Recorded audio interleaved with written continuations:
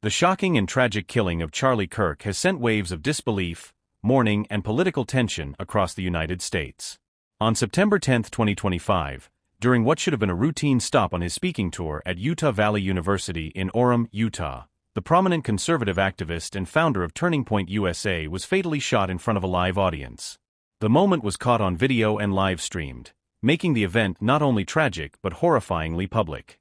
The FBI has since confirmed that a person initially taken into custody in connection with the shooting has been released, and the investigation continues without a confirmed suspect in custody.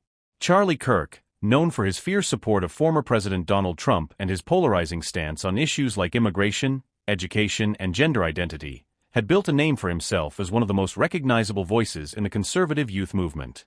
Whether adored or criticized, he wielded influence and stirred debate on campuses and online platforms nationwide. That influence, and the intensity of reaction to it, is part of what makes this incident so significant. His death, under these circumstances, has reignited long-standing concerns over political violence in America. Eyewitnesses report that Kirk had just begun addressing students at a noon event on campus when a loud pop rang out. Many attendees initially thought it was a prank or a malfunctioning microphone. Then came the chaos. Kirk grabbed his neck, stumbled backward, and collapsed. Within seconds, panic spread. Security rushed to the stage. Students screamed and ducked under chairs or fled the room entirely. Videos that surfaced on social media showed the confusion and terror of the moment as emergency responders arrived. Despite quick action from paramedics, Kirk was pronounced dead less than an hour later at a nearby hospital. The first responses came quickly. Utah Governor Spencer Cox called it a political assassination.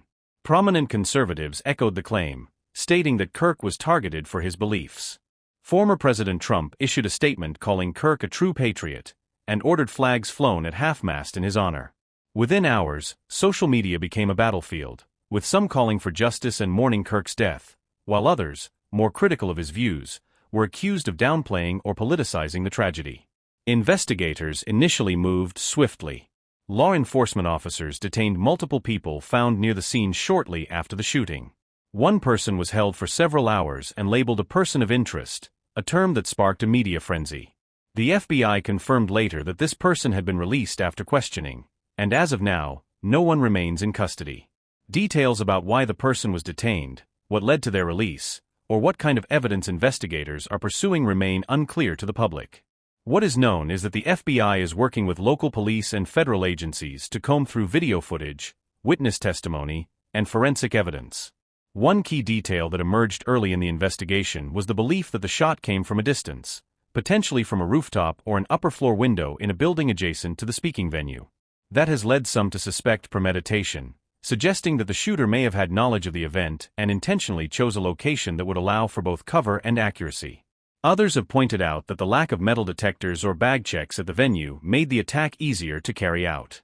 UVU has since closed its campus temporarily, canceled classes, and increased security measures across the university.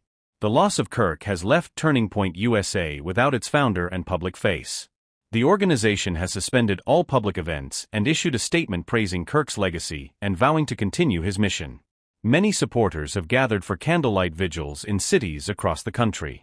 In contrast, critics of Kirk's ideology have cautioned against using the tragedy to fuel further division, pointing out the risk of politicizing a criminal investigation before all the facts are known. The broader public discourse has once again turned to the issue of political violence and the climate of polarization in the United States. Some political commentators have drawn parallels between Kirk's shooting and past incidents involving controversial public figures, including the 2011 shooting of Representative Gabrielle Giffords, the 2017 congressional baseball practice shooting targeting Republicans, and more recently, escalating threats and attacks against both liberal and conservative figures.